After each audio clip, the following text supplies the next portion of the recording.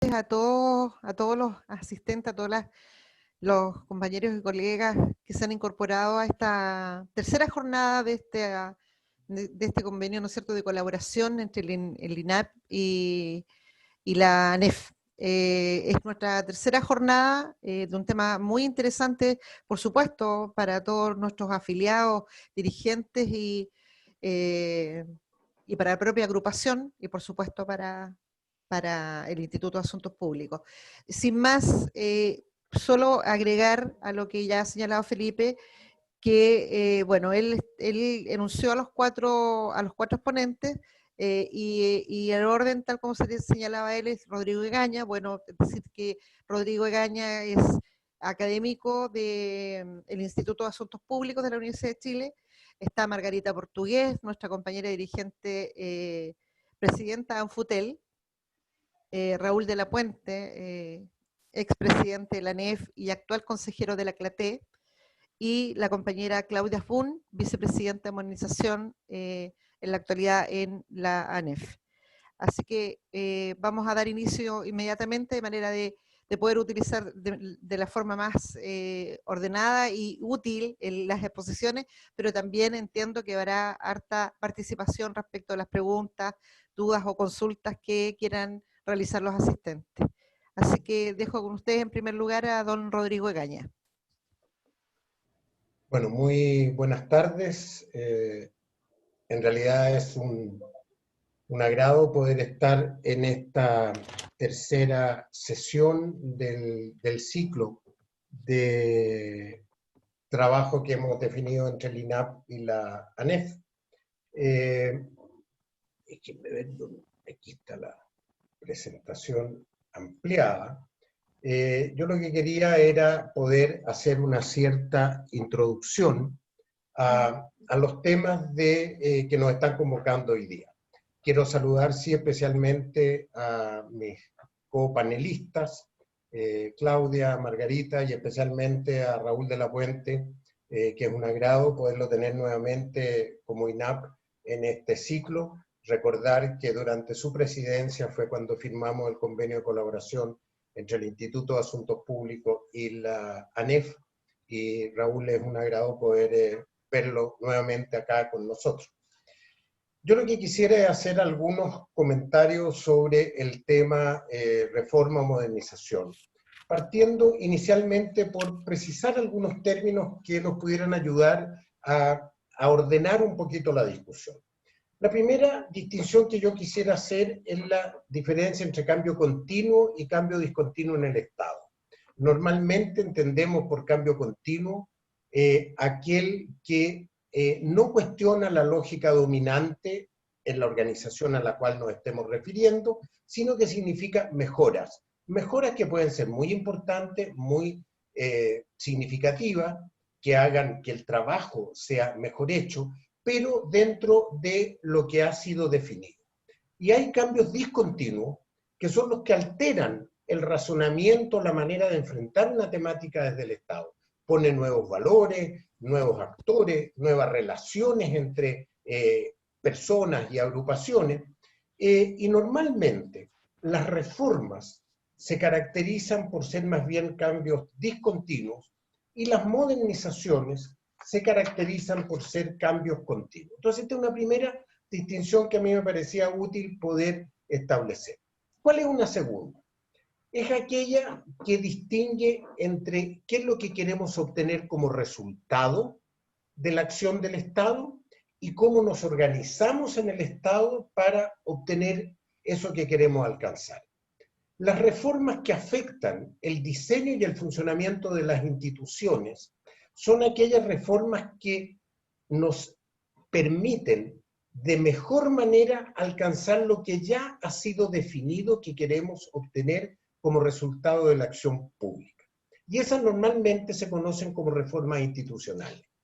En cambio, aquellas reformas que cambian el resultado que queremos obtener en una cierta área reciben normalmente la denominación de reformas sustantivas.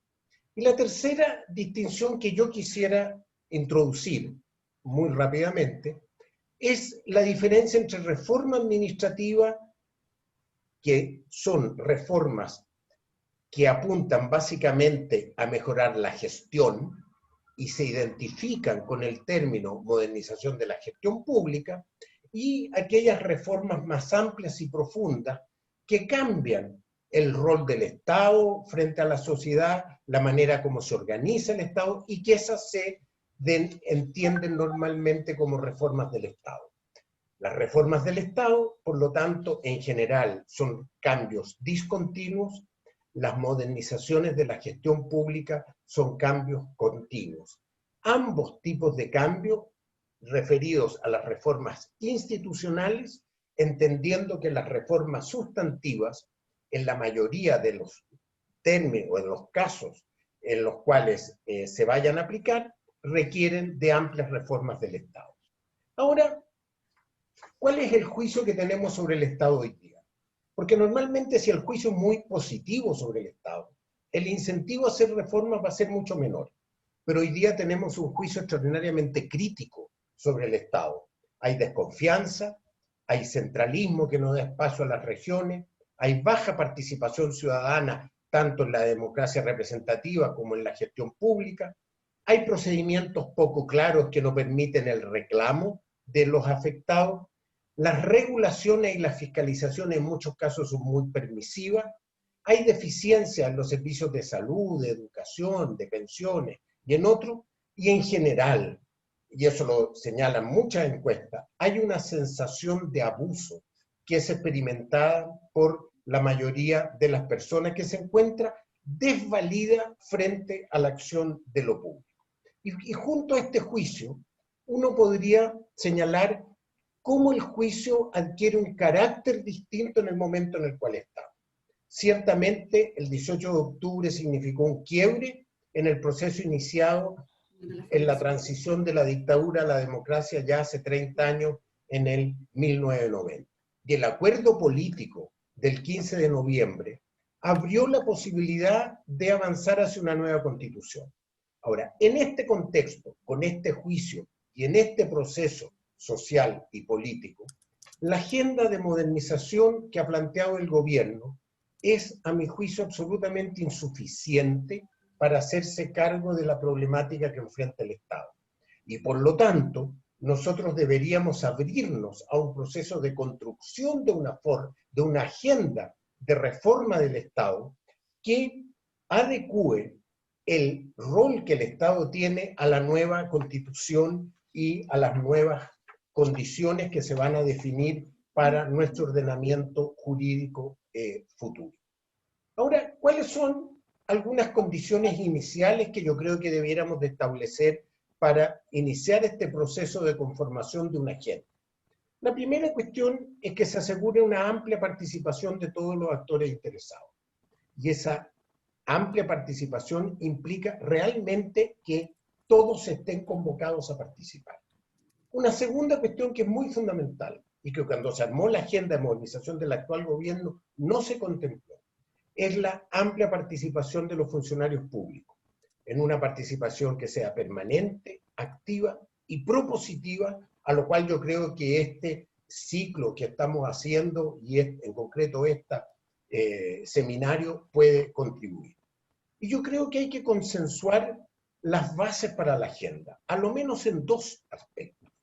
El primero, cuáles van a ser los problemas de los cuales vamos a hacernos cargo en lo político, en lo económico, en lo social y en lo cultural.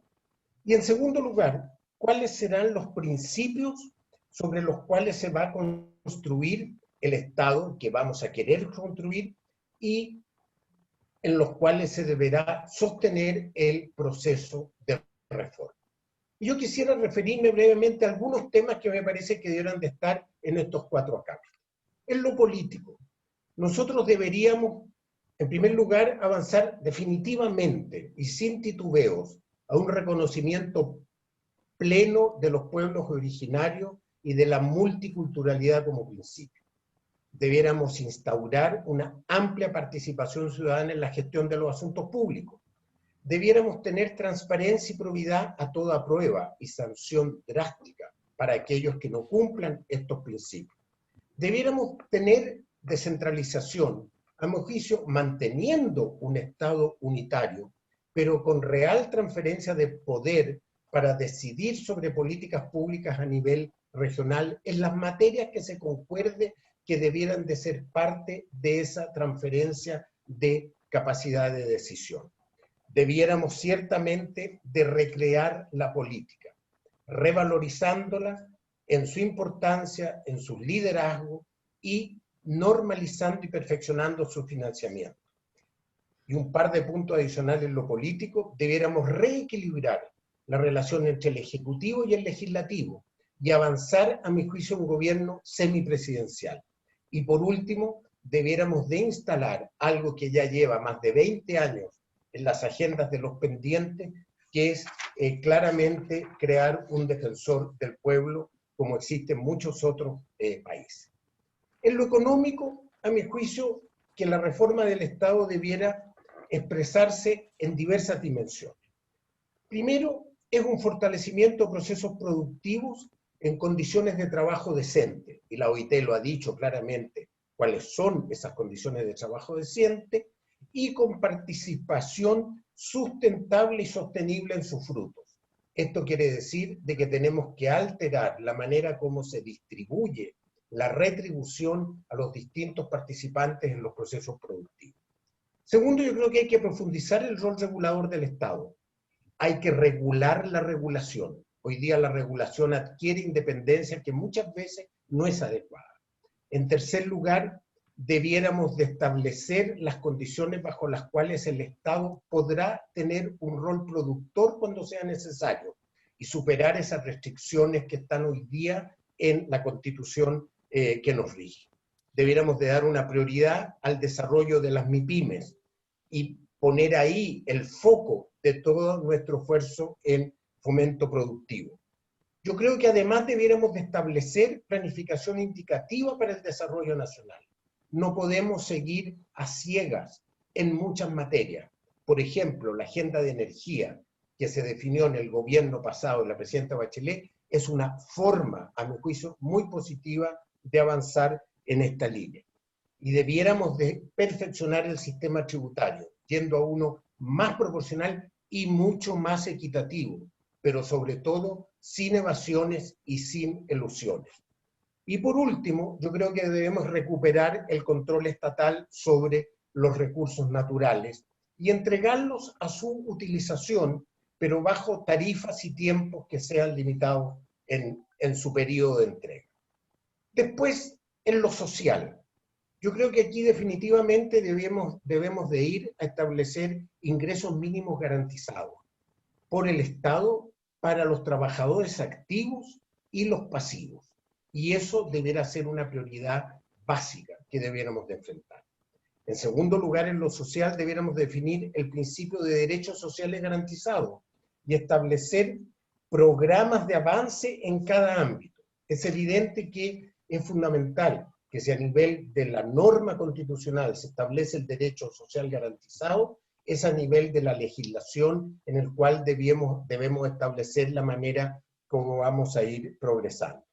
Después debiéramos de construir ciudades sustentables, cuidar los recursos naturales, usando los territorios para maximizar el bien común y controlar el cambio climático. Y ahí hay una dimensión compleja, no hay tiempo de entrar en eso ahora, pero que requiere de orientaciones muy claras.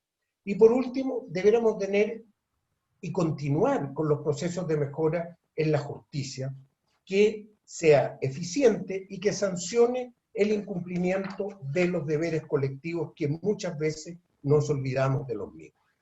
Y por último, la cuarta dimensión es lo cultural. Debemos de claramente establecer igualdad de género, trato igualitario, equidad en acceso a bienes y servicios, enfrentar las discriminaciones de diverso tipo y naturaleza, adecuando la pertinencia de políticas y programas públicos en este sentido. Debiéramos de asumir la multiculturalidad existente en el país y por lo tanto corregir las políticas en función de este criterio. Y por último, debiéramos de crear las bases para tener una migración sostenible y sustentable. Ahora, para hacer esta agenda, yo creo que debiéramos de realizar un conjunto de adecuaciones en el funcionamiento del Estado. Y yo voy a hacer algunas pinceladas solamente porque esto requeriría mucho más detalle. El centro de gobierno debiera asegurar la dirección política adecuada para el conjunto del Estado. La alta dirección pública debiera asegurar una dirección ejecutiva autónoma de los cambios de gobierno que, pudiendo cambiar el contenido de las políticas, no tendría por qué alterar permanentemente las designaciones en este ámbito. Debiéramos de tener empleo público estable, en permanente desarrollo y participativo. La calidad del servicio deberá ser el eje orientador del funcionamiento del Estado, y ahí la innovación deberá ser una actitud a tener en el Estado y un logro a alcanzar. El fortalecimiento institucional deberá ser una preocupación permanente, eso es constante, y ahí el gobierno digital va a jugar un rol extraordinariamente relevante. La evaluación de las políticas públicas no puede seguir esperando. Llevamos ya 4 periodos presidenciales en que esto ha estado en el programa y no hemos sido capaces de lograr un consenso político y técnico sobre cómo instalarlo. Y de vez en cuando aparecen estudios que dicen el Transantiago no sabe para qué pide el dinero, cuando todos sabemos que ese dinero se gasta en tratar de mejorar el transporte público en la población de la región metropolitana. Debemos mantener una gestión financiera responsable y equilibrada, debemos implementar una descentralización en políticas y en gestión. Y termino señalando cuáles son, a mi juicio, condiciones de éxito para este proceso. Primero, una agenda de este tipo es compleja, que requiere impecabilidad en su preparación, en su implementación y en su evaluación. Y por lo tanto, esto debe traducirse en una gestión pública modernizada, que se adecúe a estas exigencias del nuevo rol del Estado.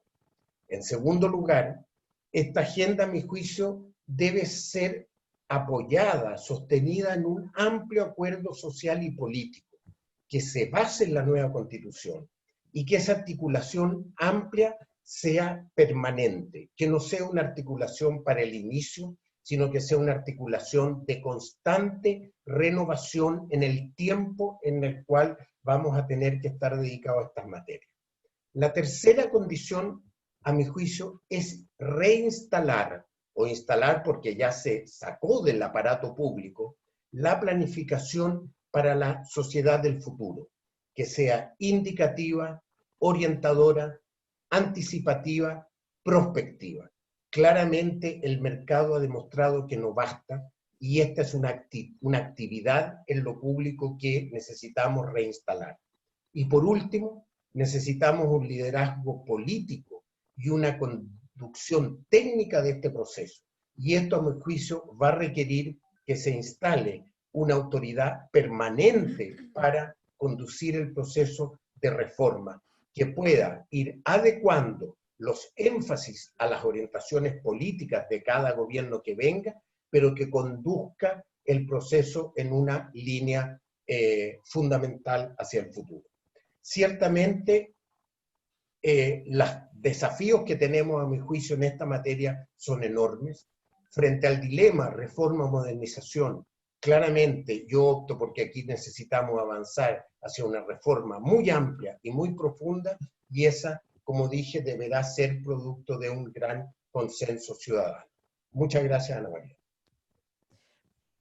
Muchas gracias a Rodrigo Egaña por su exposición. Quiero recordarle a todos los participantes que pueden hacer ya sus preguntas o dar inicio a este ciclo de preguntas mientras se va desarrollando la actividad, ¿no es cierto?, del seminario, a través del chat, para que una vez terminados los 4 expositores vamos dando paso, digamos, a las respuestas.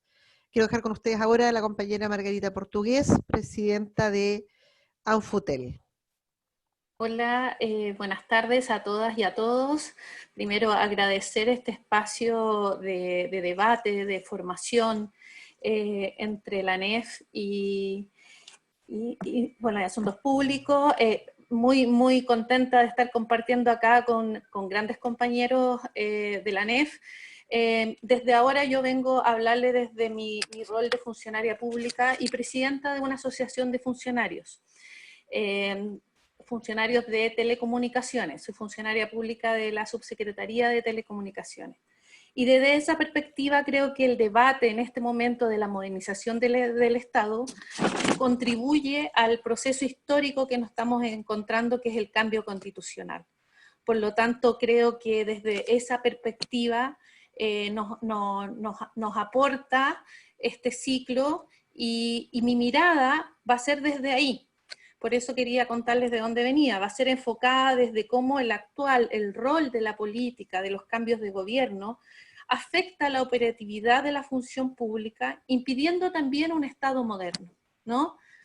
Cómo contribuye de alguna manera estos cambios que nos vemos enfrentados los funcionarios a los cambios de 4 años que tenemos la experiencia de los últimos 4 años de gobierno, en que al haber cambios de gobierno, se modifica la planta de confianza, la línea de confianza llega a la jefatura con las confianzas y genera una discontinuidad en las políticas, planes y programas que existen.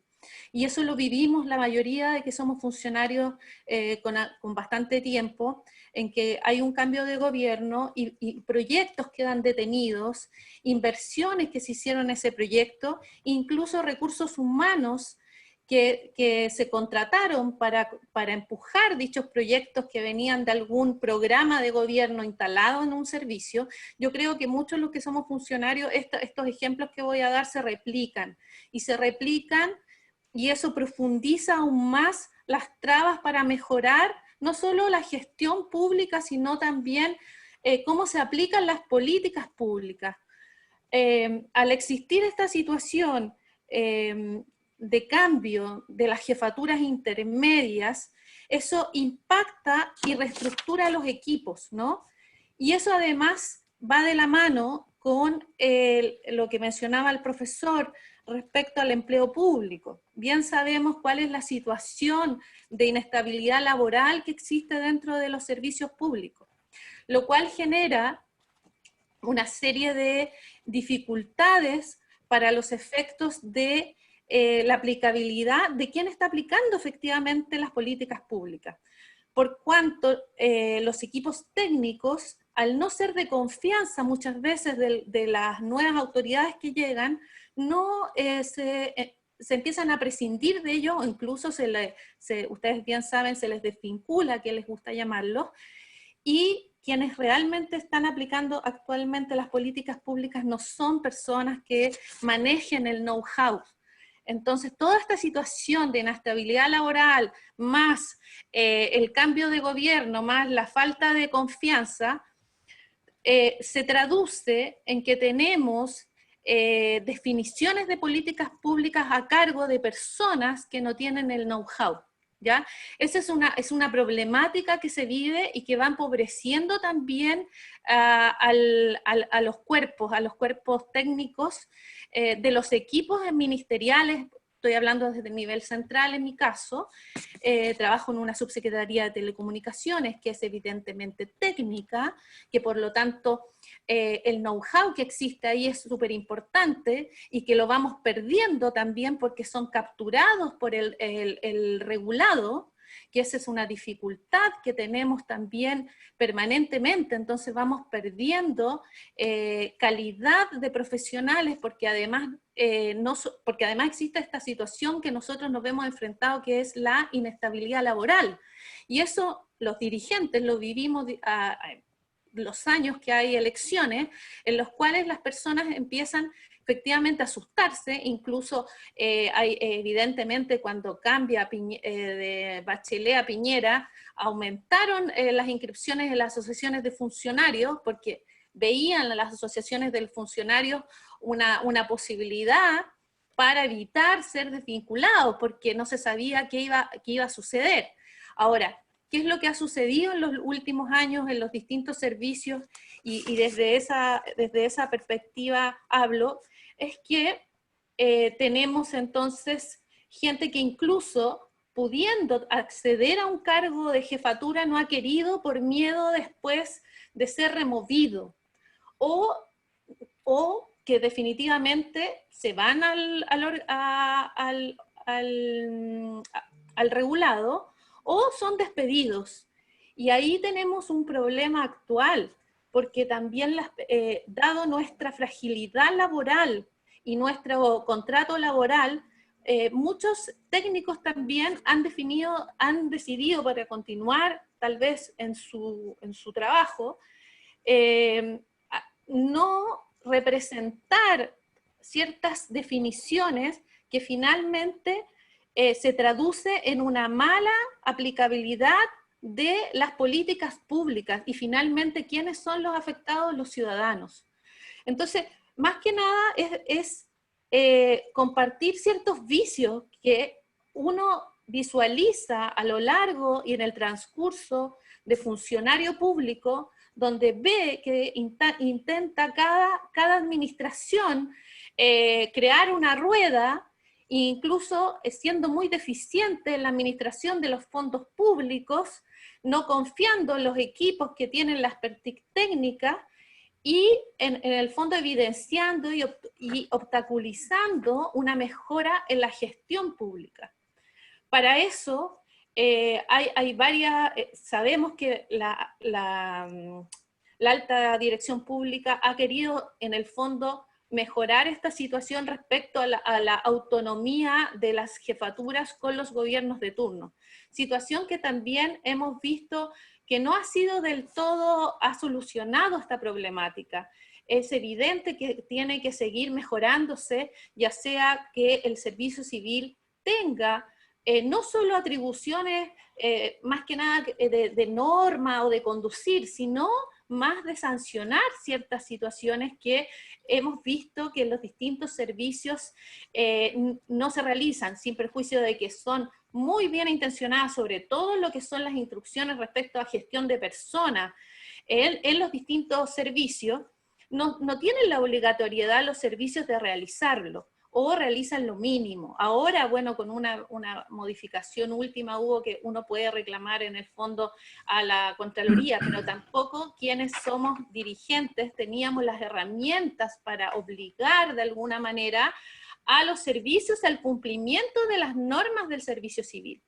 Entonces, los desafíos que tenemos, no solo pensar en la estructura de Estado que queremos, también porque esta posibilidad del acuerdo y esta posibilidad que tenemos de crear una nueva constitución tiene que ir de la mano con pensar en qué Estado también queremos y qué estructura de Estado es la que también necesitamos, y para eso hay un tema que es justamente la situación laboral de las y los funcionarios públicos, que no es un tema que pareciera ser muy atractivo, que cuando se aborda siempre se tilda a los funcionarios públicos de privilegiados, sobre todo ahora en este periodo pandémico, porque hemos mantenido los sueldos. Y eso es una carga que por otra parte tiene esta otra mirada, que el empleo público no es el funcionario a planta, y eso ya lo sabemos que la mayoría son funcionarios a contrata, que es igual de precarizada que los honorarios. Entonces yo creo que desde ahí hay que ver cómo todavía la política, los cambios de gobierno generan una discontinuidad en las políticas públicas, genera un ruido y una falta de motivación también en los equipos técnicos y en el personal, porque finalmente, ¿qué es lo que se dice? Tú tienes que trabajar cada administración con el equipo que tiene. Ya tenemos que darle también herramientas para que se construya la confianza, porque sucede que si, y también quienes somos funcionarios lo vemos a diario, que quienes trabajan muy cerca de la autoridad de la administración de turno, de la administración que viene, genera un poco de rechazo incluso por haber sido por colaborar. Entonces, estamos enfrentados como a esas pequeñeces que al final perdemos todos, ¿no? Pierde el servicio y pierde finalmente los ciudadanos a quienes vamos a aplicar una política pública, porque no estamos contando con los equipos técnicos, quienes a ellos debiéramos en el fondo proteger, o no sé si proteger es la palabra, pero sí de alguna manera dar más garantías y hablar sobre la relación y la calidad jurídica que debiéramos tener los y las trabajadoras, también es el desafío que tendríamos que enfrentar. Y desde la ANEF se han escrito, y yo me recuerdo cuando Raúl era presidente, se han generado varios documentos donde hemos hecho análisis y propuestas respecto a esta materia, que espero que tanto él, imagino, con Claudia van a abordar para ir aportando más al debate y en efecto determinar cuáles son los caminos que muy bien lo graficó el profesor Rodrigo, que comparto totalmente los desafíos que se vienen en torno al cambio constitucional y cómo también debiera el Estado ir de la mano en ese cambio y en ese Chile y en ese Estado que nos estamos pensando. Eso, muchas gracias. Muchas gracias, Margarita. Muy interesante tu intervención. Quiero contarles que se encuentran conectados 122 participantes en este seminario, lo que es un indicador claro de la importancia y el interés que este tema, por supuesto, impacta a toda la administración pública y a sus funcionarios y funcionarias. A continuación, dejo a nuestro compañero Raúl de la Puente, expresidente de ANEF, que también va a plantearnos en su exposición su visión respecto al tema. Hola compañeras, compañeros, muy grato estar presente hoy día con nuestras dirigentes mujeres de la ANEF, principalmente mujeres, ¿eh? Hay amplia participación del sector femenino en nuestra dirigencia sindical. Y también con Rodrigo Gaña, con quien hemos trabajado reiteradamente. Este tema, desde que él estuvo a cargo del tema de la reforma del Estado, y construimos documentos importantes el año 2000 y 2001, que contó además con la firma de 4 ministros de Estado: ministro de Interior, Hacienda, Secretaría General de la Presidencia, Secretaría General de Gobierno, donde se especificaba cuál debía ser el rol del Estado, se especificaba la importancia de trabajar con la participación de los funcionarios, con el respeto a los derechos laborales de los trabajadores. En fin, un documento bastante importante que aún lo recuerdo y lo tengo aquí presente, y se lo mostraba antes precisamente a Rodrigo. Yo también quiero, igual que lo planteó él, diferenciar para mí lo que significa una reforma y lo que significa una modernización. Porque para mí, reformar es un sinónimo de cambiar, de reestructurar, de transformar, de rehacer. Es decir, es más profundo que una modernización en el cual lo entiendo como adaptar un sistema, un procedimiento, o de renovar o de agilizar un proceso. Son conceptos, creo, diferentes conceptualmente. Bueno, se trata de reformar o modernizar el Estado. ¿Y qué es lo que es el Estado? Bueno, el Estado es la organización sociopolítica con poder soberano para gobernar y desempeñar funciones políticas, sociales, económicas, dentro de una zona geográfica delimitada. Y normalmente estas funciones son legislativas, ejecutivas y judiciales. Y las dos formas de organización del Estado más comunes y conocidas son las que son de un Estado subsidiario o un Estado de bienestar, que se diferencian por qué hace el Estado en cada una de ellas. En la que es subsidiaria, bueno, tiene un rol mínimo, por cuanto todas las actividades y funciones quedan entregadas a los privados. En el estado de bienestar se preocupa de todas las funciones esenciales que necesita la ciudadanía. Y acá en Chile sufrimos una gran transformación, una gran reforma del Estado a partir de la dictadura, con las privatizaciones de la empresa del Estado, de la energía, de la electricidad, de los transportes, de la telefonía, etc. Durante los años 70, 80, y después vinieron las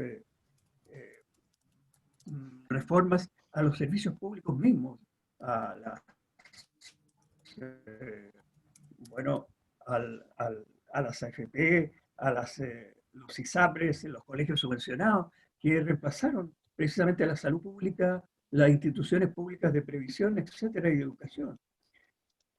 Entonces, y más tarde vinieron las concesiones de las cárceles, de los hospitales, de las carreteras, y todos ellos con precios determinados.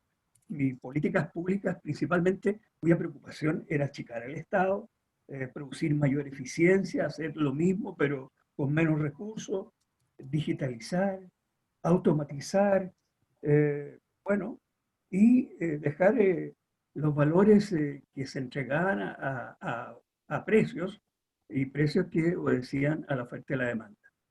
Este, este, este tipo de Estado subsidiario es el que colapsa, en la cual llegamos a un 18 de octubre y un estallido social que precisamente la gente, en una inmensa mayoría, algo nunca visto tampoco respecto a movilización, rechaza ampliamente, principalmente los temas de la previsión, eh, por, las, eh, eh, por los ingresos que tenían nuestros jubilados miserables, o en la salud, que los hospitales públicos no tenían los implementos para atender debidamente, o en la educación, por el tema del CAE y por el tema de las universidades privadas pagadas, en fin, por el cuidado del medio ambiente y las protestas por los distintos abusos que se cometían.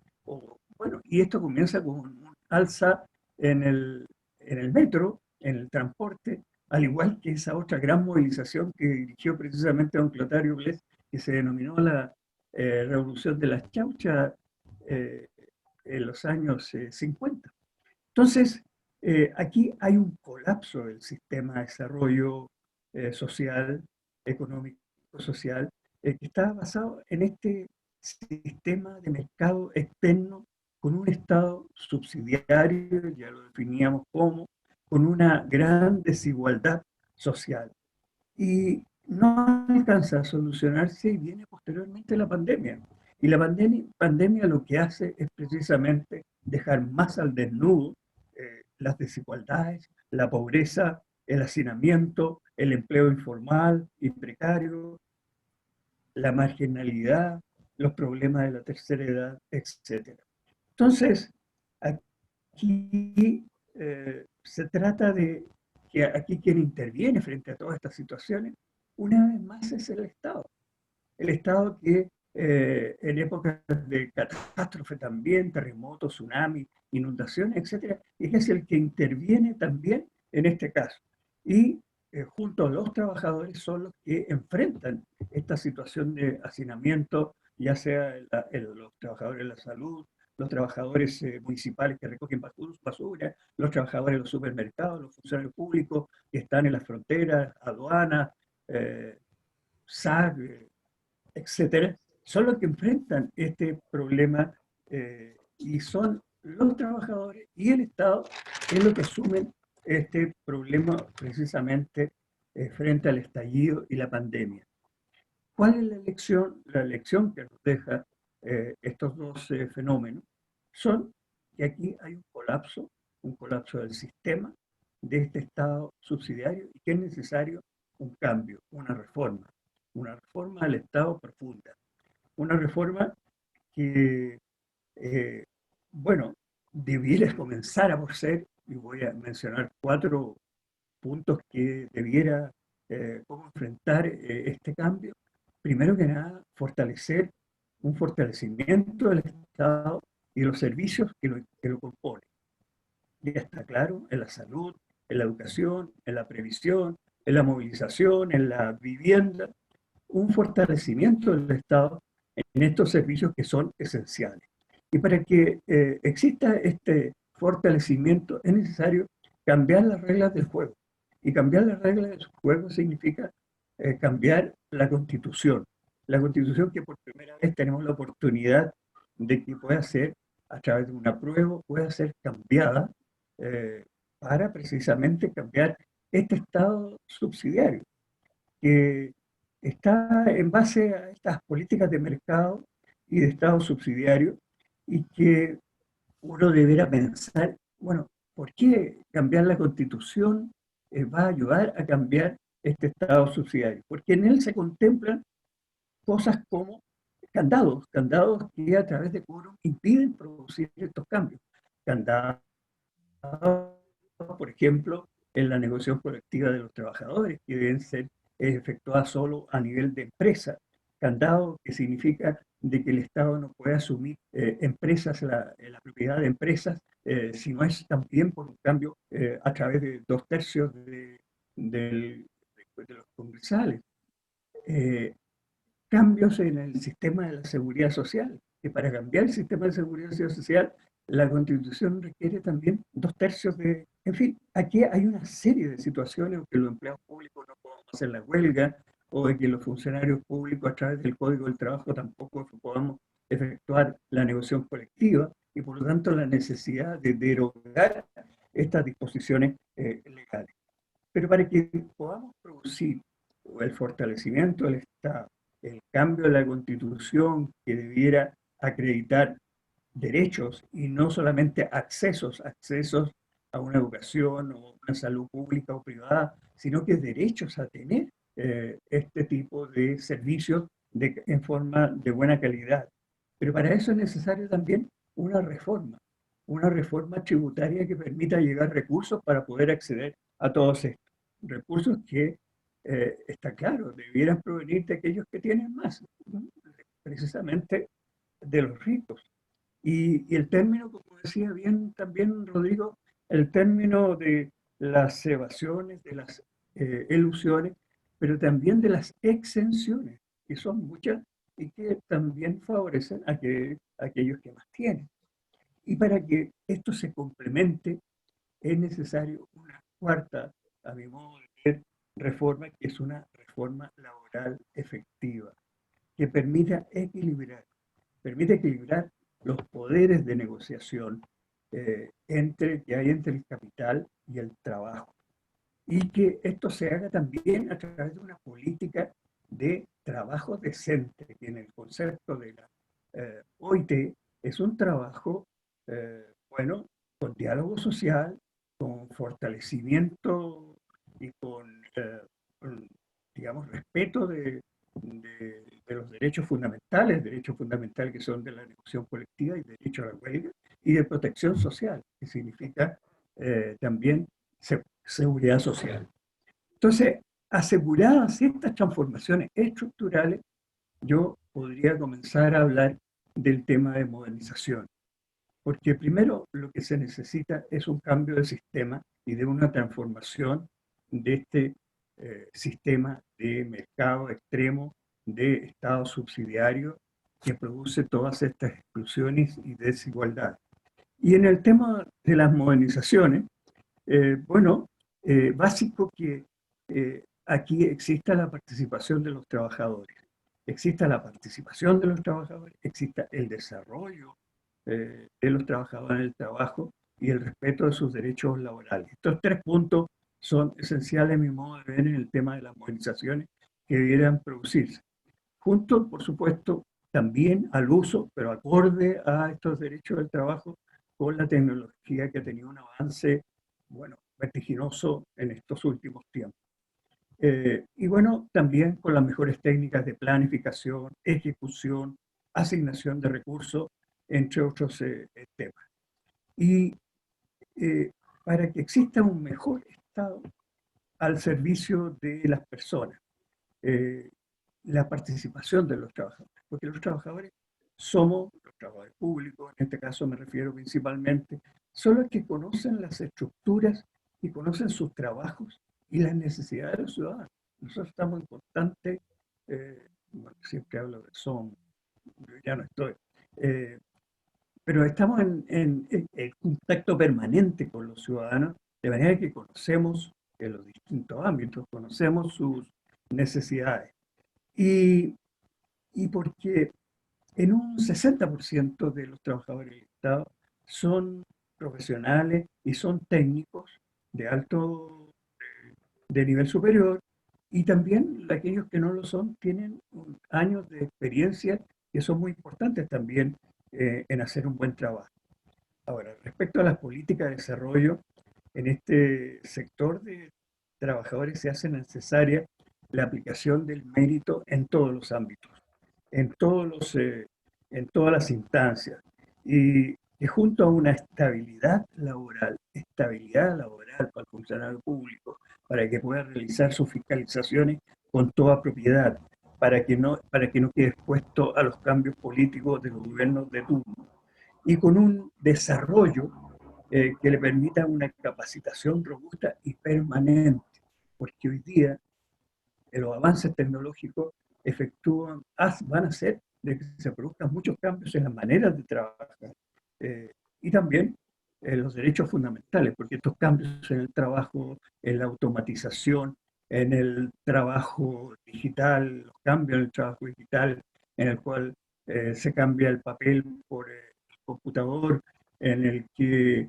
muchas veces hoy día se está haciendo a través del teletrabajo, y no el trabajo presencial, va a requerir, digamos, una capacitación permanente. Y aquí también, y aquí está Rodrigo, que mi planteamiento es que dentro de la administración pública debiera existir lo que existió siempre. Yo fui alumno en la ENA es la Escuela Nacional de Adiestramiento, y ahí había programas generales y habría programas específicos, pero dirigidos a funcionarios públicos, porque no es lo mismo un trabajo en el sector público que un trabajo en el sector privado. Los objetivos son diferentes. Una rentabilidad social respecto a una rentabilidad económica. Y por lo tanto, se hace necesario que los profesionales de las universidades no están contando con la preparación que se requiere de un profesional de alta dirección pública que puedan tener esa formación. Bueno, y por supuesto tener un programa de reconversión laboral frente a los avances de las tecnologías, y, y también es necesaria y quedó pendiente una gran discusión que se estaba efectuando antes del estallido social, antes de la pandemia, que era la disminución de la jornada laboral. Creo que es importante eh, para que también pueda existir, y eso va a ayudar mucho para, bueno, las necesarias convivencia del trabajador con la familia y el debido descanso que debe existir. Ahora, sí, yo quisiera dejar solamente señalado tres puntos que me parecen importantes, que deben también formar parte de estos procesos de humanización, como es el uso de la tecnología de punta en la administración pública, y también que el funcionario público tenga la preparación para poder, esta tecnología que va a llegar acá, y que tenemos que anticiparnos nosotros los dirigentes para prepararnos frente a ese cambio, o el tema de la regionalización, porque sin duda, quienes mejor resuelven los problemas son aquellos que conocen los problemas que están más cerca precisamente de donde se produce. Y algunos pequeños chispazos respecto a temas laborales. Por ejemplo, lo que ahora acaba de ocurrir en que se logra por fin un reconocimiento de la tutela laboral, pero viene un rechazo presidencial cuando durante todo el proceso de discusión nunca se pronunció el Ejecutivo respecto a este tema, y ahora realiza un veto. Y yo creo que en ese sentido nosotros debemos defender lo que fue el proyecto original que fue aprobado en las distintas cámaras.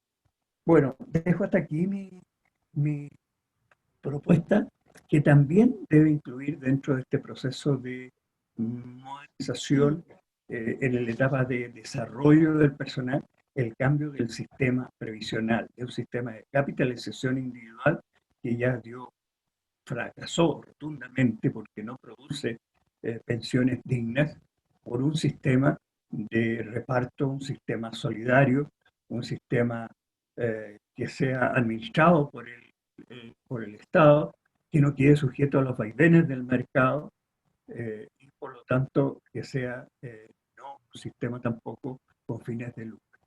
Creo que, y dejo solamente señalados estos títulos, por el tiempo que ya terminó. Gracias. Muchas gracias, Raúl, por tu intervención. A continuación, dejo a la compañera Claudia Fun, vicepresidenta de Modernización de NEF. Muchas gracias, compañera Ana María. Muchas gracias por la invitación. Yo creo que esta iniciativa que desarrolla el INAP en conjunto con la NEF nos enriquece en este minuto histórico que estamos viviendo como país. Y sin duda que el título del panel de hoy es un título altamente motivador porque nos pone en el foco de la reflexión algo que podría parecer semántico, pero finalmente no lo es semántico. Reformar o modernizar el Estado. Es un título que nos debe llevar a reflexionar hoy día, aquí en esta tarde primaveral, en base también al contexto histórico en que estamos viviendo, luego de un estallido social, luego de una pandemia, o en una pandemia en curso, bajo también la historia de lo que fue el desarrollo de un gobierno militar, una dictadura militar que impuso un modelo económico que hasta el día de hoy ha imperado y ha establecido ciertos niveles de desigualdad que son los que se traducen finalmente en un descontento social muy grande que generó finalmente el estallido social de octubre y que además con la pandemia se evidencian finalmente situaciones más críticas y situaciones de vulnerabilidad mayor. Reformar sin duda habla de cambios profundos, de cambios sustanciales que tienen que ver con la lógica y con el sentido y con la razón del Estado que le queremos dar. Modernizar es constante en el tiempo y no necesariamente apuntan a cambios sustanciales como el rol del Estado, ¿ya?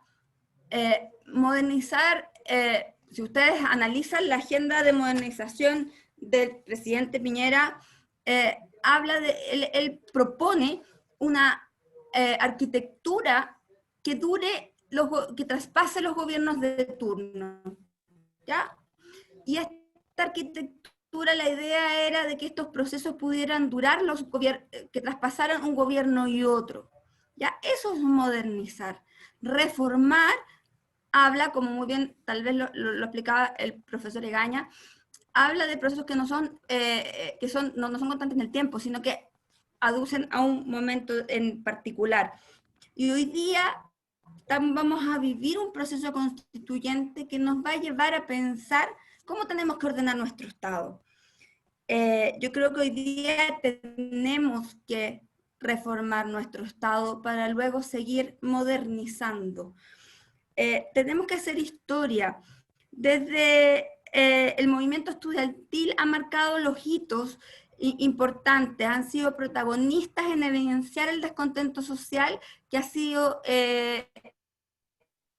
acallado desde que Chile es Chile. La Revolución Pingüina, el 2011, ante el exacerbado rol de los privados y el lucro en la educación, y queda mucho más patente y más evidente el 18 de octubre con la evasión del metro. Pero el que los estudiantes hayan relevado esto no quiere decir que es un problema aislado en la educación chilena, sino que tiene que ver con que hay temas que cruzan transversalmente. Yo creo que ellos han sido los estudiantes los que nos han dado el puntapié inicial, pero tiene que ver con algo sumamente importante que tenemos que lograr entenderlo para poder ver cómo ordenamos nuestro Estado, cómo ordenamos nuestras instituciones. Y ese es el desafío que hoy día tenemos que nosotros pensar, sobre todo los que somos funcionarios públicos, los que somos dirigentes sindicales. La ciudadanía está muy agobiada con que se siga privatizando lo público, con el excesivo rol de lo privado en lo público, con que las reglas económicas dominen lo público. hay mucho agobio con la corrupción política, con la corrupción de las instituciones, ya, con la corrupción de la iglesia, con la corrupción de las Fuerzas Armadas, con la corrupción de carabineros, con la colusión y el no castigo de la corrupción. Tenemos el ejemplo, los pollos, las farmacias, el papel higiénico, la concesión de las carreteras, los excesivos cobros, la mala calidad de los servicios, la calidad de la vivienda, los barrios marginales, los guetos, la oportunidad en el acceso a la salud, el sistema de las pensiones entregado al mercado que nos aseguran una vejez digna, ¿ya? Un sistema democrático débil, ¿ya? Donde el poder está concentrado en unos pocos, la distribución económica inequitativa, ¿ya? El poder convencional masculinizado, ¿ya? Que también ha hecho que finalmente estemos en un proceso que hoy día nos está llevando a reflexionar en una nueva constitución, en un nuevo rol del Estado, que a mi modo de ver debería ser un Estado garante de derechos económicos, sociales, políticos, culturales, donde dejemos de lado la excesiva centralidad, donde las regiones puedan tener mayor poder de decisión, donde también puedan manejar sus recursos. ¿Por qué no pensar en un país que esté organizado políticamente, donde a lo mejor no seamos federados, ¿ya? Pero que la descentralización sea mucho más profunda que la que tenemos hoy día? Hoy día estamos viviendo también un proceso de descentralización, ¿ya? Pero a medias, una reforma muy al estilo chileno, ¿ya? Donde algunos se oponen a la elección de gobernadores, pero hay que pensar mucho más allá de que si vamos a escoger o no los gobernadores. Sin duda, siempre es mejor que las autoridades políticas sean electas por la ciudadanía, pero hoy día deberíamos estar pensando, por ejemplo, en un Estado regionalista, donde tengamos parlamentos regionales, a lo mejor, donde tengamos rentas regionales. Y esa es la reflexión que nosotras, las y los funcionarios públicos, tenemos que ir dando. Y en base a esa construcción tenemos que ordenar nuestra institucionalidad. Y por supuesto, las condiciones laborales también de los trabajadores del sector público. Y esas condiciones laborales tienen que ser con estabilidad en el empleo público, ¿ya? Tienen que ser con estabilidad, con desarrollo de carrera, con oportunidad de poder a lo mejor tener movilidad horizontal, no necesariamente movilidad vertical, ¿ya? Donde debe haber participación funcionaria real y efectiva. Entonces, el desafío de hoy día al que nos vemos enfrentados precisamente es a profundizar también la democracia. Y lo ocurrido, lo que hemos vivido como país desde el 18 de octubre, es precisamente ver cómo establecemos reformas profundas que nos permitan entregar mayor gobernabilidad democrática a nuestro país. Es cómo adecuamos las estructuras del aparato público, ¿ya? Y de los servicios públicos a las actuales exigencias, ¿ya? Cómo establecemos una nueva relación entre los habitantes de nuestro país con el Estado y sus gobiernos. Cómo repensamos el rol de cada uno de los actores. ¿Cómo cuestionamos el rol subsidiario del Estado? Hoy día todos podríamos optar a una vivienda, pero no sé si es una vivienda digna, con la cantidad de metros cuadrados que nos permitan el desarrollo ya de las familias en condiciones apropiadas. Hoy día todos se supone que tenemos derecho a la educación, pero no sé si es la calidad apropiada. Hoy día se supone que todos tenemos derecho a la salud, pero no sé si en oportunidad y en forma. Y nosotros, las y los funcionarios públicos, tenemos mucho que decir en el cómo podemos transformar nuestras instituciones con cambios profundos para poder responder a esas necesidades. Muchas veces se cree que la modernización es inyectar tecnología. La modernización, por supuesto, yo puedo inyectar tecnología, pero a veces puedo, a procesos mal diseñados, incorporar tecnología y seguir cumpliendo mal la función, pero con más elementos tecnológicos. A lo mejor puedo seguir haciendo mal, con más eficiencia, un proceso mal diseñado. Y asimismo, no todo lo que se ha hecho es malo. Hay ciertas reformas que se han ido desarrollando en el tiempo que precisamente nos han permitido avanzar en diversas materias, pero sin duda requieren mayor trabajo, requieren más desarrollo al respecto. Margarita hablaba un poco de, por ejemplo, que el servicio civil tenga un rol mayor de fiscalización también en lo que tiene que ver con materias de gestión de personas.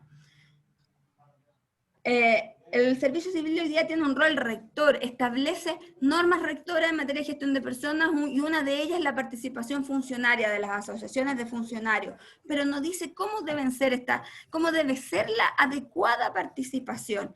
Entonces, cada uno de los altos directivos públicos hoy día determina cuál es la mejor participación, y puede ser desde entregarle un documento a la asociación para que lo firme, hasta establecer mesas de trabajo reales, con plazos acotados y con formas de trabajo acotadas, con metas para sacar productos definidos.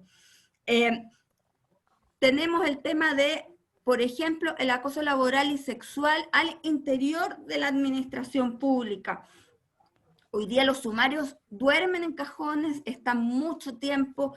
Yo tengo la idea que a veces es mucho más fácil establecer mecanismos de tutela que pueden resolver mucho más rápido que los sumarios administrativos, porque también además los sumarios a veces funcionan mejor para un lado de la administración y no necesariamente funcionan mejor para cuando los funcionarios lo requieren. Y tenemos un estatuto administrativo antiguo, anacrónico, establecido en un gobierno, en una dictadura militar, pero que si bien tampoco el Código del Trabajo es la mejor herramienta para la administración pública, porque la administración pública hoy día tiene valores y principios que son distintos a la administración privada. Por tanto, no sé si esos cánones son aplicables a la gestión pública. La gestión pública hoy día, y en realidad siempre, busca la dignidad de la persona, la dignidad de los habitantes de un país. La administración privada busca maximizar las ganancias y las utilidades. Entonces yo no sé si las reglas del juego para la administración privada sirven para la administración pública.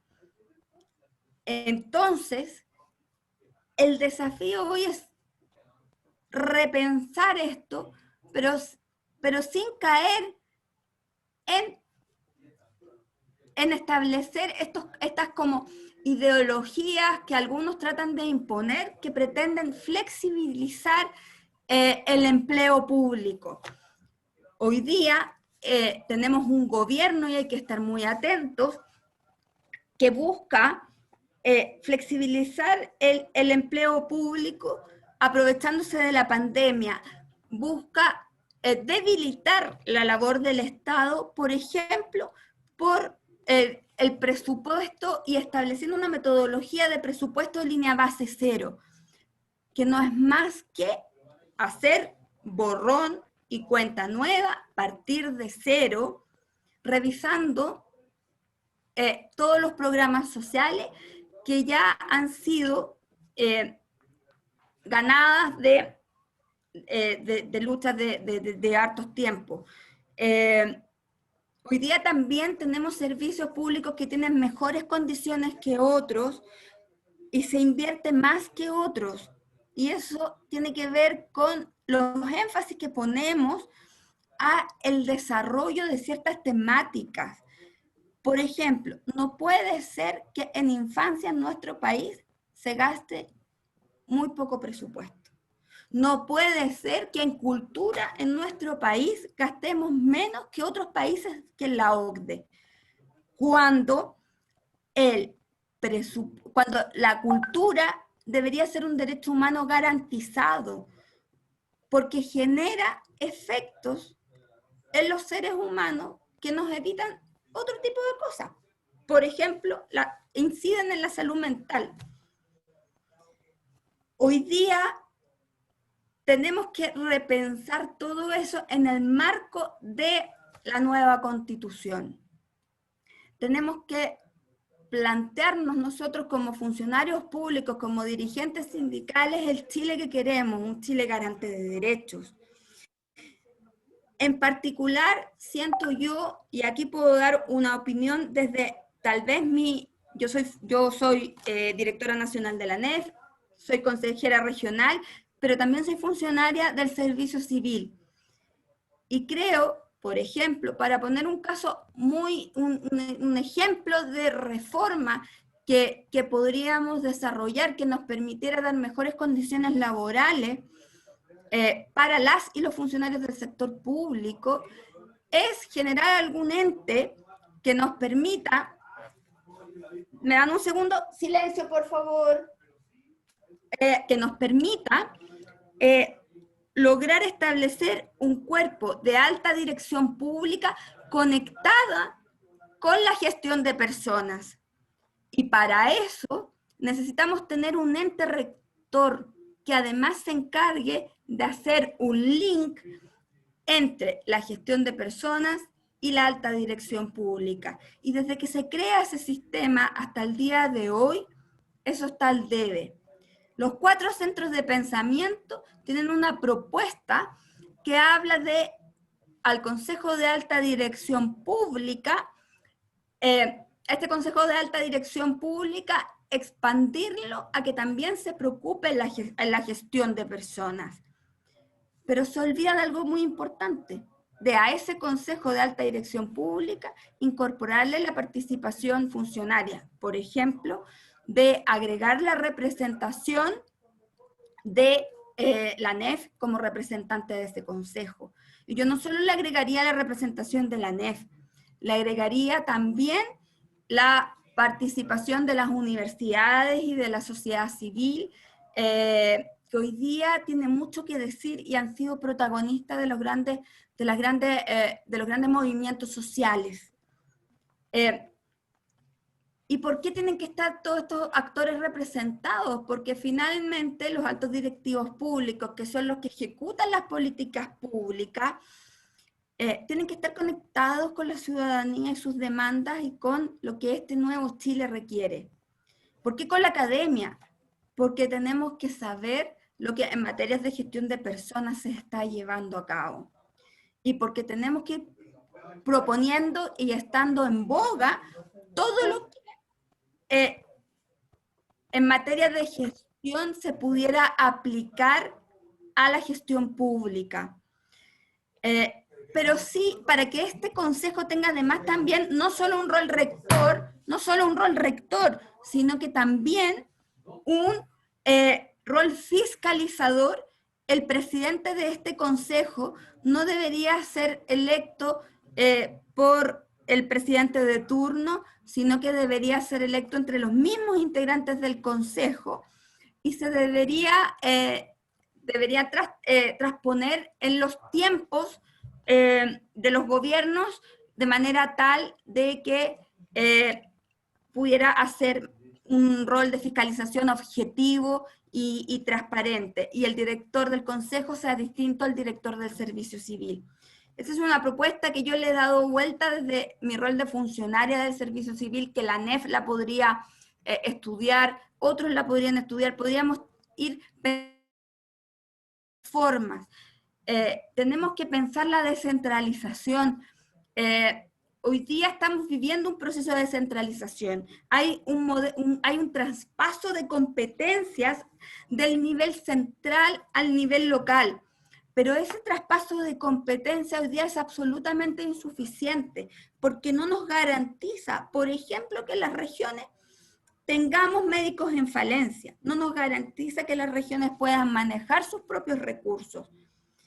Entonces, hacemos un proceso de descentralización medio a media, porque lo tenemos que hacer, pero no queremos restarle el poder al nivel central para el nivel regional, porque no confiamos en que las regiones puedan tomar sus propias decisiones.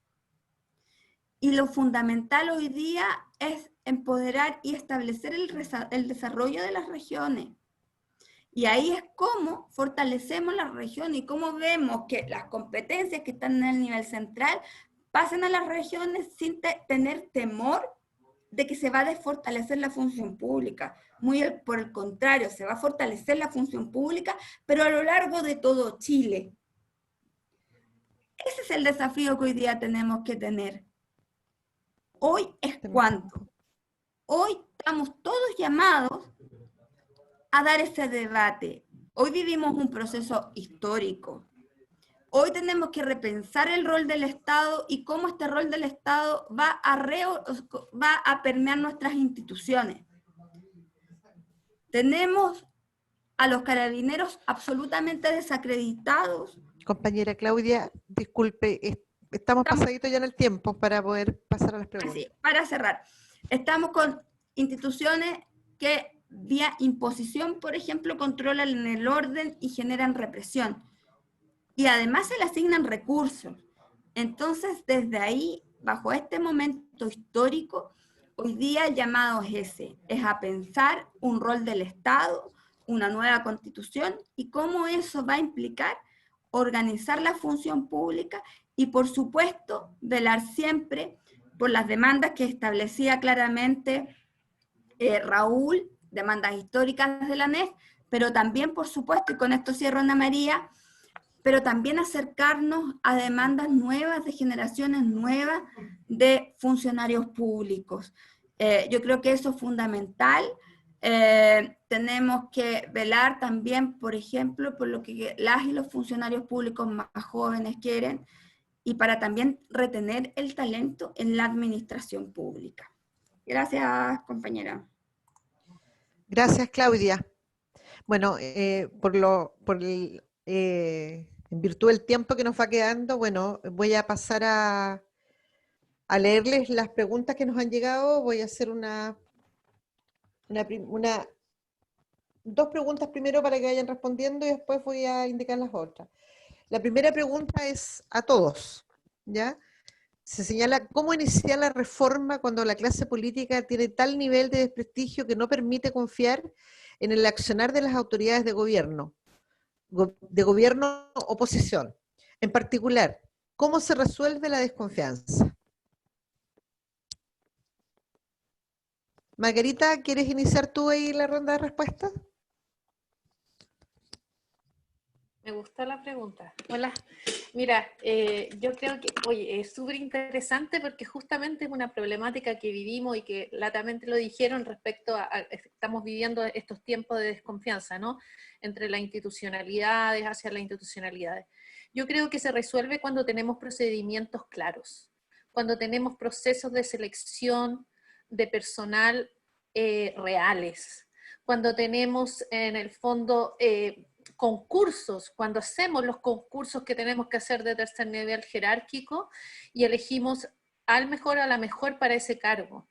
Yo creo que desde ahí es donde nosotros debemos recuperar las confianzas, porque bien sabemos, y todos los vivimos los que trabajamos dentro de los servicios públicos, que generalmente no se realizan los concursos definitivamente, y hay gente que años y pasan los gobiernos y están en jefaturas, entonces con gente que además no tiene las competencias o está ahí porque pasa a ser un poco cumpliéndole las instrucciones a cada administración, perdemos un poco, con eso se pierde un poco la idea de transformar o de cambiar si no tenemos las personas más idóneas. Así que yo creo que eso sería como una forma, es mejorar los procesos de transparencia y de vacancia y de realizar los concursos que que a lo menos que incluso la propia ley establece ahora, si no, no estoy diciendo que hay que hacer nuevas cosas, es con lo que tenemos, ni siquiera se hace.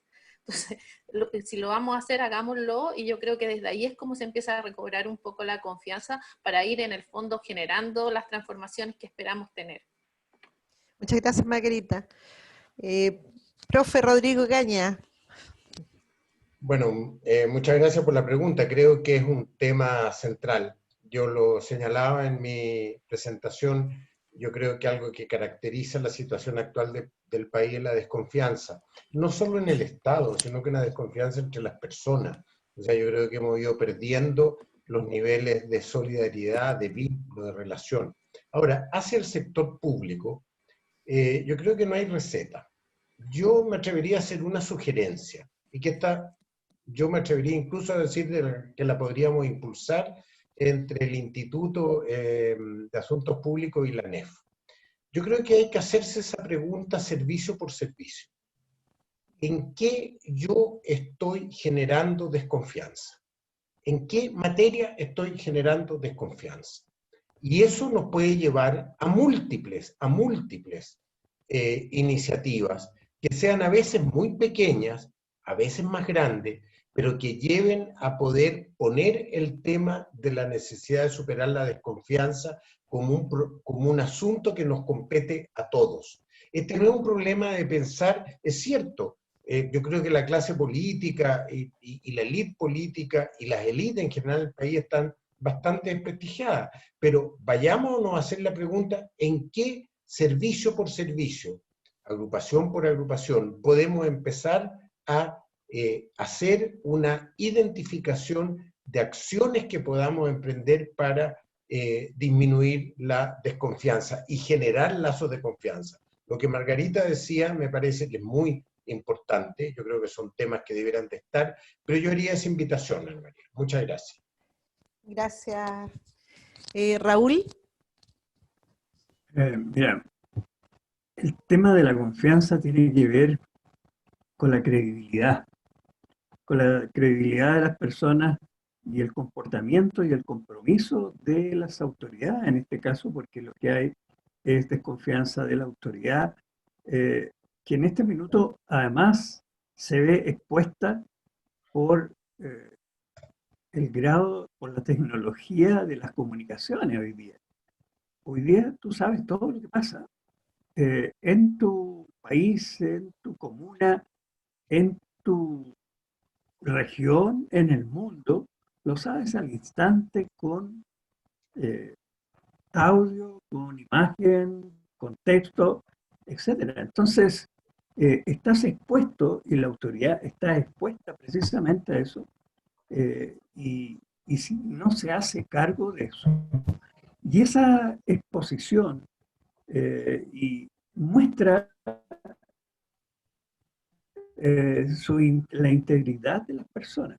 Y cuando se produce la desconfianza es muy difícil volver a restablecerla. Ahora, ¿de qué manera tú puedes impulsar procesos o impulsar reformas, impulsar procedimientos, en fin, políticas? Es con la fuerza de las personas, de las organizaciones. Aquí hemos logrado cambiar muchas cosas. ¿Alguien pensaría de que este plebiscito que vamos a votar en un mes más, en una prueba de una nueva constitución que nos va a permitir construir una nueva constitución con gente elegida a lo mejor 100% o 50%, y que después vamos a votar si esa constitución es la que queremos? ¿Alguna vez pensamos que eso podía producirse? Bueno, eso pudo producirse porque hubo una gran movilización social que culminó, presionó, y que la clase política tuvo que, al final, angustiada, contra la pared, sacar esto.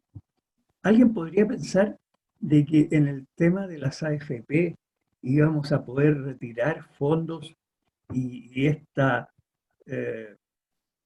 situación de las AFP invencibles que con nada se podían volver atrás, que nosotros pudiéramos haberla cambiado y poder retirar fondos de esta situación. Eso se logró también por la presión de la gente, que hizo que incluso el oficialismo votara a favor de una situación de este tipo.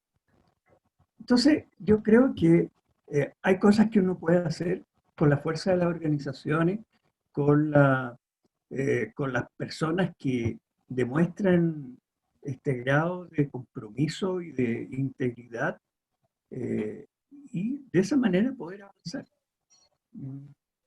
La desconfianza es difícil de superar.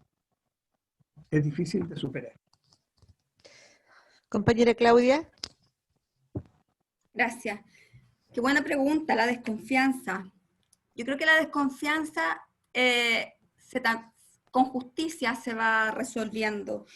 Se va resolviendo acercando las instituciones a las personas, se va resolviendo cediendo el poder, se va resolviendo estableciendo cuotas de género, se va resolviendo estableciendo renovación, estableciendo reglas claras del juego, estableciendo normas de acceso, estableciendo transparencia.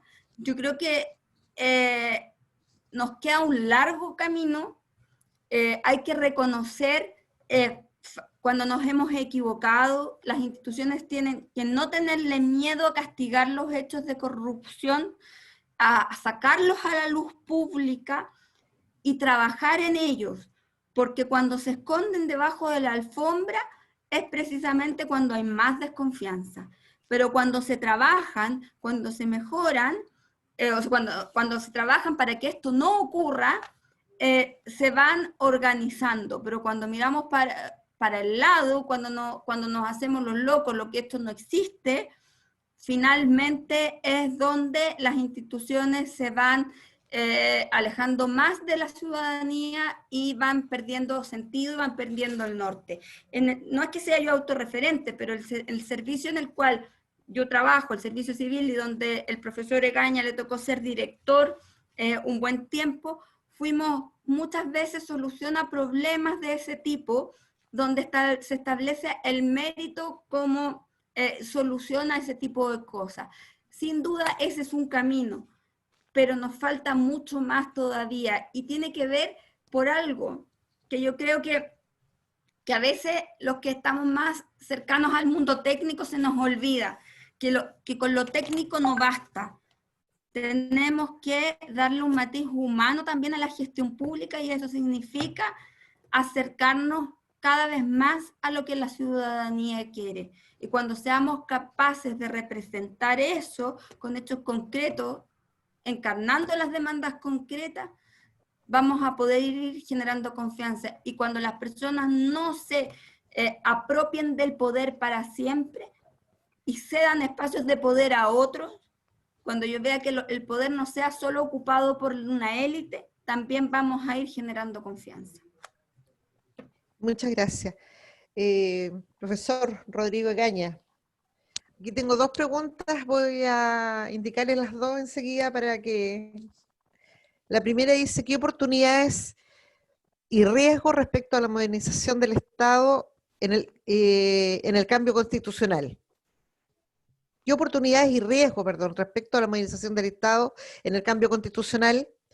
Y la segunda pregunta, para también usted, ¿cómo cree que se puede implementar la construcción de una agenda participativa y sólida? ¿Sería necesario institucionalizar de alguna forma esa agenda? Ya, en virtud de que el tiempo pasa.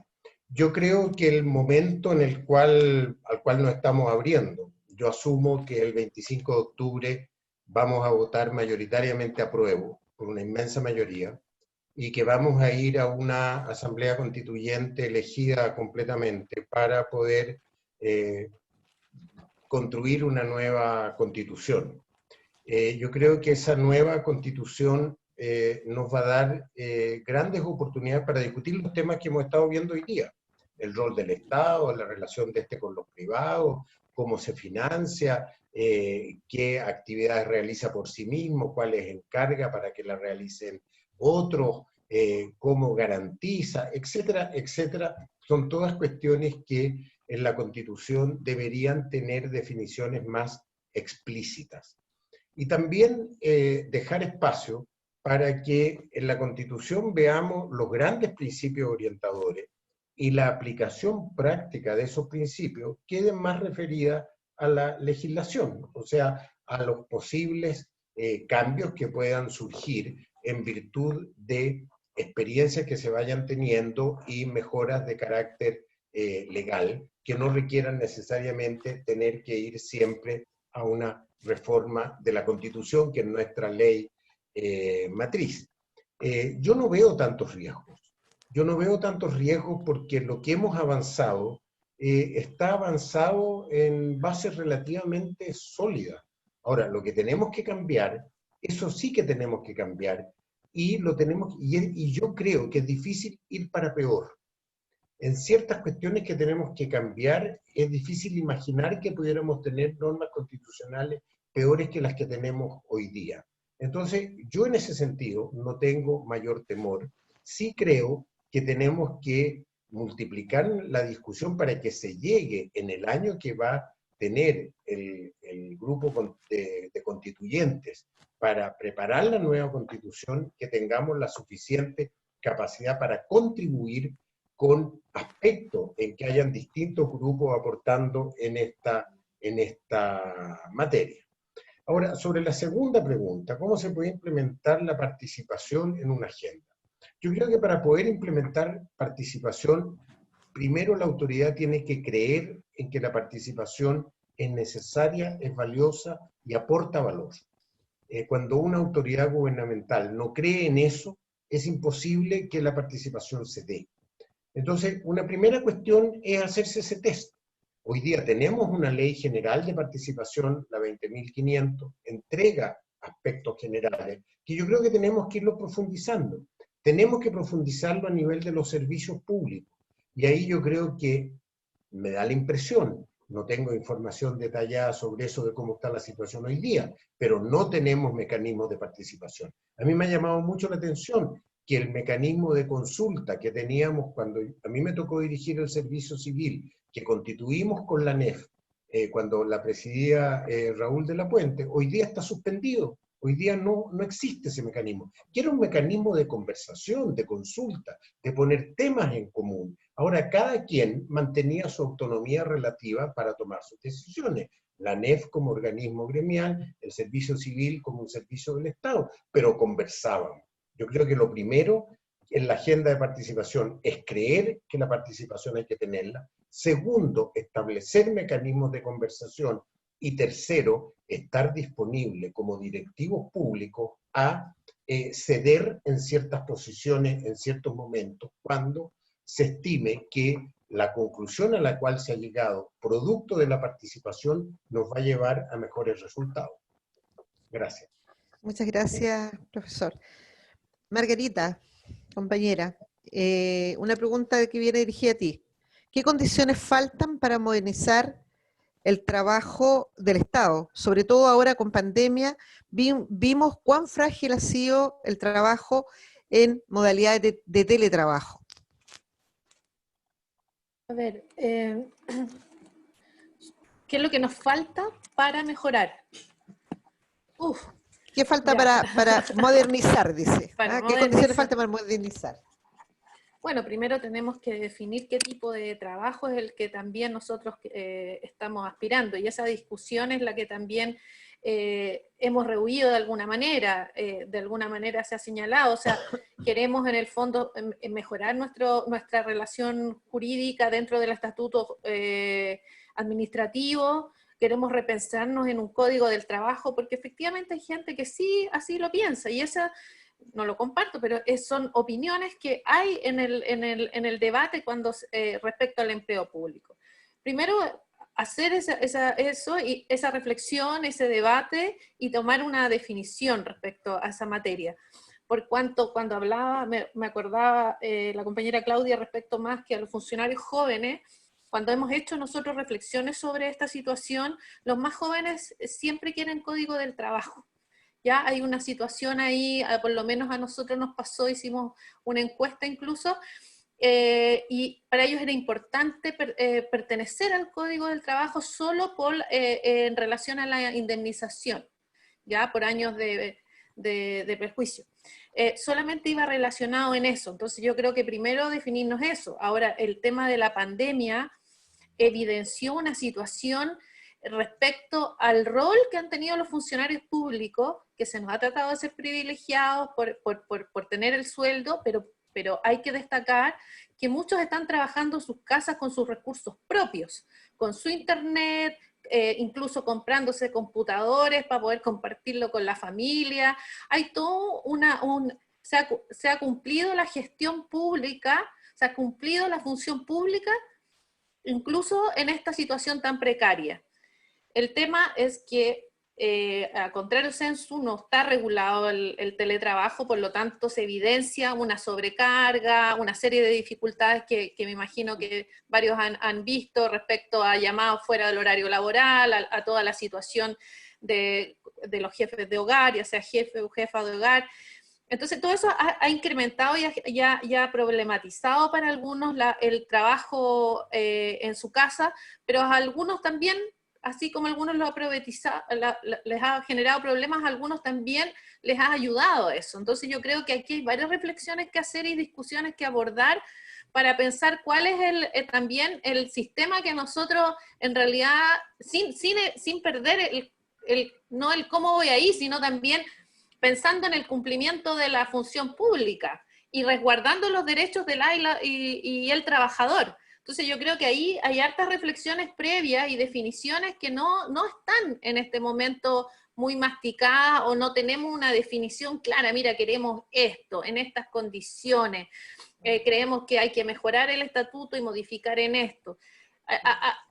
Y eso es lo que nos faltaría entonces para yo creo, mejorar, y sobre todo en esta situación que evidenció y precarizó nuestra situación laboral, y que además ha sido, en vez de ser reconocida, digámoslo, ha sido como también incluso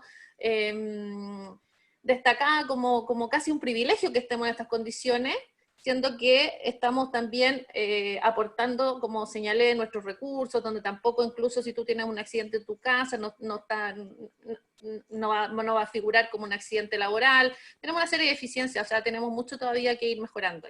Eso. Gracias.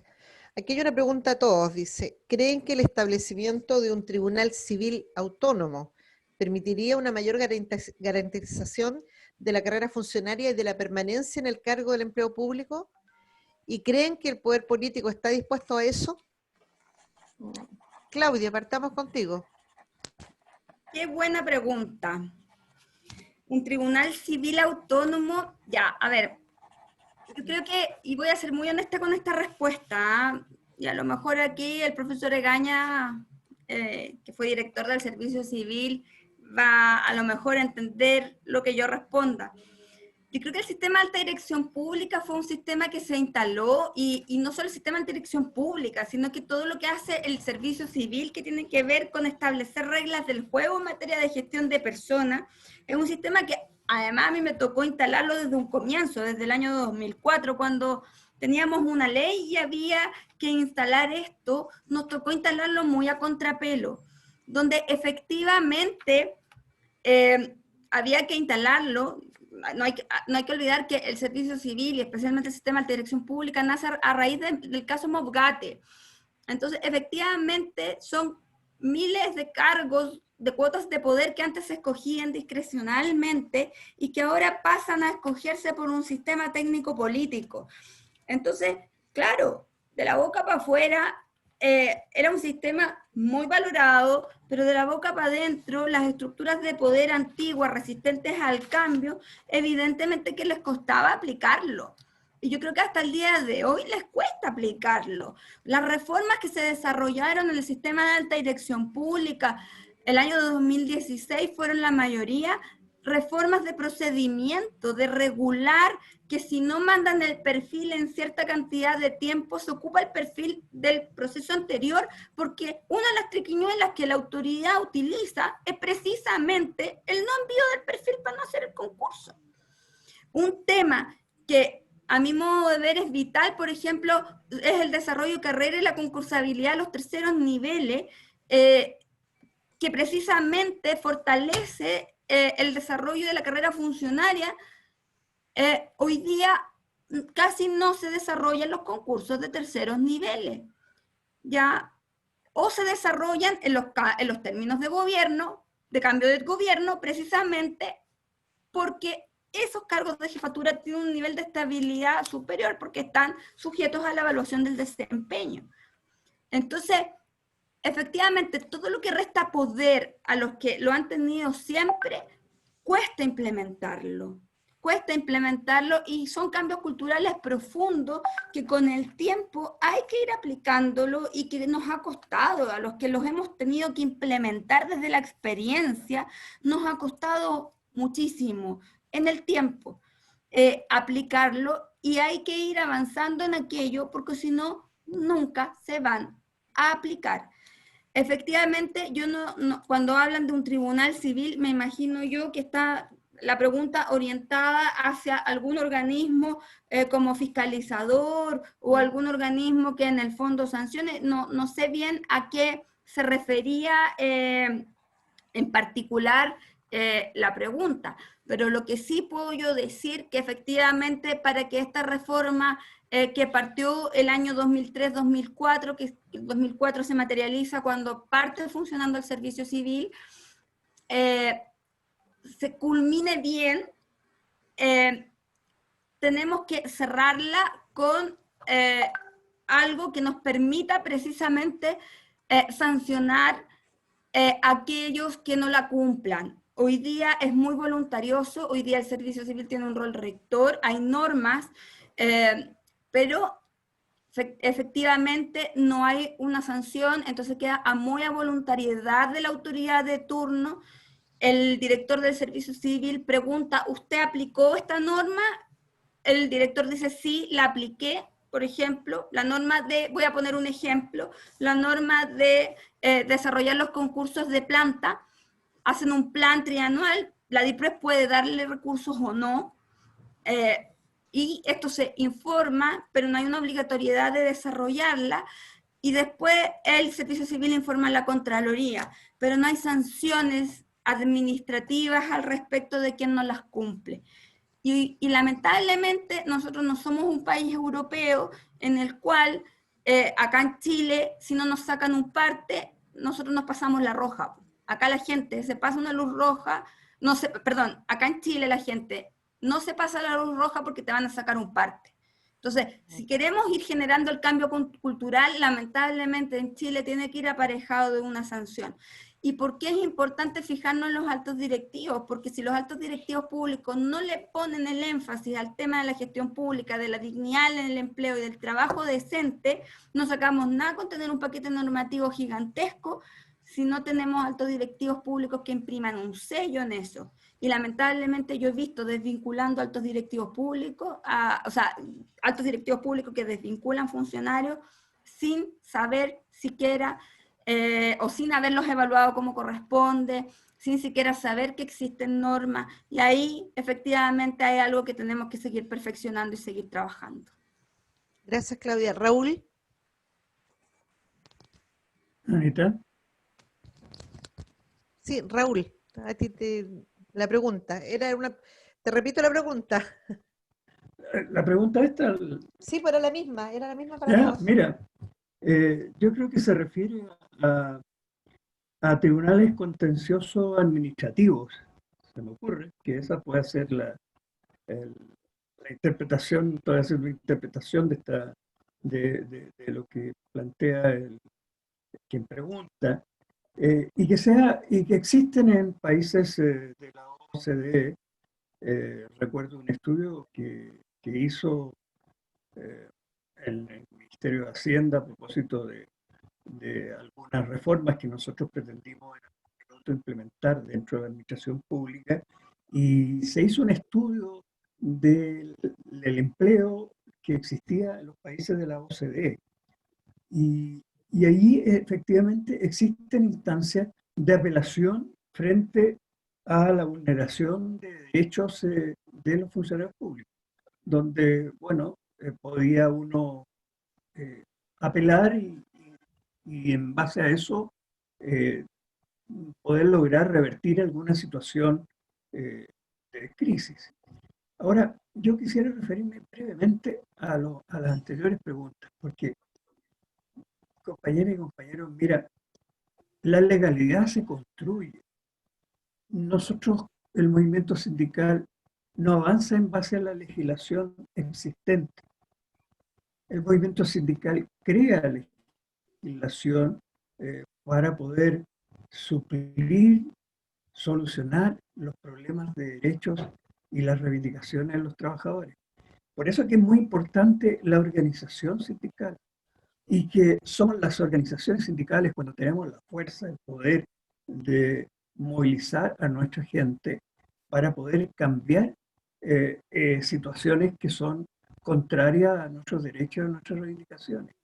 Y para eso necesitamos fortalecer los sindicatos, las organizaciones de trabajadores. Las cosas no se consiguen en base a la ley que existe en la actualidad o la ley existente. Como digo, nosotros vamos avanzando en lograrla. Cito un ejemplo. La ANEF y las organizaciones públicas no tienen prohibido el derecho a la negociación colectiva. Sin embargo, anualmente todas las organizaciones del sector público, y a Anita le toca dirigir la mesa del sector público y ya está comenzando a negociar la negociación del reajuste. ¿Cuántas veces nosotros no lo hicimos? ¿No? ¿Cuántas veces en impuestos internos, en aduana, en todos los servicios públicos no han efectuado negociaciones, sí existiendo la prohibición de negociar colectivamente como está expresado en el Código del Trabajo? Nosotros no podemos hacer la huelga, pero recordemos las huelgas del registro civil, lo que duraron. Recordemos la huelga del 10% del reajuste y la movilización inmensa en Valparaíso de 50, 60, 70 mil personas en Valparaíso frente al Congreso. Entonces, muchas veces la legislación, y es preferible, por ejemplo, también, de que esto no exista a lo mejor en la administración pública, donde nosotros no negociamos por empresas, negociamos para todos los ministerios y todos los servicios públicos una negociación, digamos, nacional, cuando para el sector privado solo existe la negociación por empresa. Entonces, lo que digo es que muchas veces es más importante de qué manera nosotros tenemos la fortaleza para poder cambiar las circunstancias en que nos hallamos. Y para eso es necesario fortalecer nuestra organización sindical, tener la decisión, y aquí los principios del movimiento sindical son esenciales. La unidad, la autonomía de externos, de partidos, de gobiernos, la ética del dirigente sindical y la capacidad de lucha que tienen los trabajadores. Entonces, yo me iría en esas partes y ese sería el mensaje que quisiera transmitir frente a las situaciones que podrían faltar para poder mejorar el servicio. Que normalmente uno dice, mira, aquí tenemos que crear el artículo de la ley. Tenemos que, claro, va a ayudar, por supuesto, si lo tenemos, va a ser más fácil, pero la esencia está en la organización sindical. Don Clotario lo decía, la fuerza de los trabajadores es invencible. Y fuerza, yo siempre lo digo, salí mal en la universidad en el ramo de física, porque me preguntaron qué era fuerza. Y fuerza, yo dije, bueno, es una cantidad grande, es un número grande. No, fuerza es una cantidad, pero que está ligada a un vector. Y un vector es una dirección. En la medida que esa cantidad va en una dirección, produce fuerza, y yo creo que ese es el secreto de la organización sindical para lograr sus reivindicaciones y proteger sus derechos. Margarita y bueno, y el profe Rodrigo Egaña. No, nos quedan breves segundos como para ir cerrando, así que Margarita y después el profesor Rodrigo Egaña. Ya, me voy a referir a la pregunta de la parte del poder político. Decía, ¿me la puedes repetir, por favor? Chuta. No, era en relación a que si uno creía, que no me acuerdo, uno creía que iban a entregar el poder político, algo así. Sí, sí, más o menos entendí que eso era lo que Sí, hablaban de la eran creación, dos. Eran la dos, creación de un civil tribunal autónomo, que garantizara la carrera funcionaria en el fondo, claro, y si el poder político estaría dispuesto a aquello, a la conformación de claro. este tribunal. Claro, porque ahí en el fondo cuando te preguntas si el poder político estaría dispuesto, habría que ahí reflexionar respecto a los programas de gobierno que los distintos proyectos políticos se han presentado y han incluido tal vez alguna propuesta en este sentido. O sea, tal vez ahí yo generalmente, como uno le gusta, es del área medio ñoño, digo yo, revisa los programas de gobierno, no se refieren a modernización del Estado, es un capítulo así, pequeño, y referido a generalidades, no a estas materias, porque uno podría decir, tal vez les acomoda tanta flexibilidad en este momento para el momento que les toque gobernar, ¿no? Tanto así que quienes sabemos que cuando se crean nuevas instituciones, y uno quiere que queden por decreto, qué sé yo, las plantas, siempre se han negado un poco para que tengan flexibilidad los distintos, para que genere flexibilidad y no tengan que tener tantas trabas. Entonces yo creo que si el poder político va a estar dispuesto no a entregar o a disponer un tribunal tal vez autónomo, bueno, habrá que ver qué proyecto y qué programa hay de un conglomerado político que sí lo tenga como propuesta y ver cómo lo tiene como propuesta y empujar y después como ciudadano exigir que cumpla su programa, porque cuando se habla justamente de temas no parece muy popular o muy atractivo para cualquier gobierno hablar de esto. Entonces, a medida que han pasado hechos como de corrupción, se han generado comisiones. Cuando pasan situaciones se generan comisiones políticas, qué sé yo, se trata de resolver, se hacen esfuerzos, ¿cachai? Y dictando algunas normas que no son de carácter vinculante. Pero para generar transformaciones debiéramos desde ahí creo que debieran venir. Eso, gracias. Bueno, un par de comentarios, Ana María, sobre la pregunta.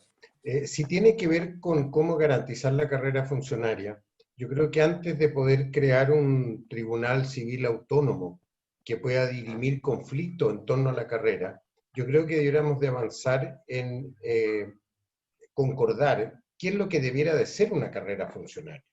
Porque hoy día yo creo que en el sector público tenemos muy limitada carrera funcionaria.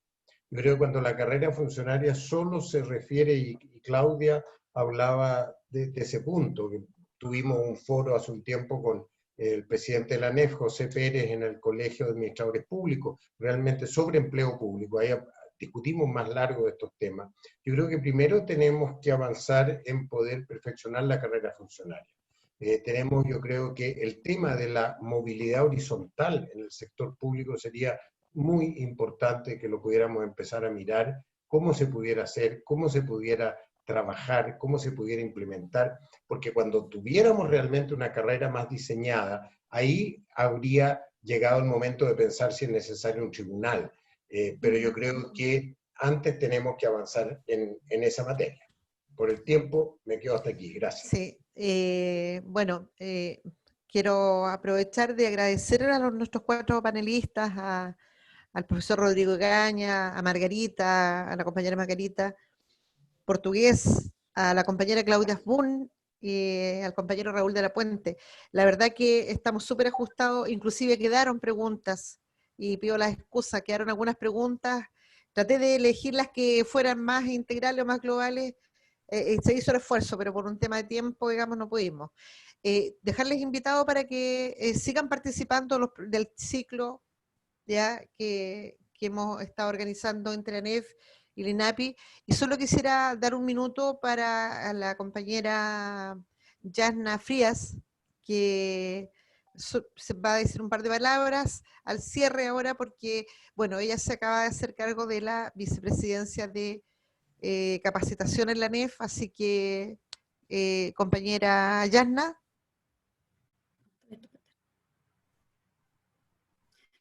Ana María, mientras se conecta Yasna, Micrófono. a ver si nos pueden hacer llegar esas preguntas porque son importantes para la reflexión y nos pueden servir a nosotros para ir trabajando esos temas. Pareciera que no me... Sí, Yasna, ahora sí. Lo que pasa es que no estaba habilitado el audio. O sea, compañera Yasna, y disculpa que ha sido tan pero por un tema de tiempo, así que por eso te estaba apurando.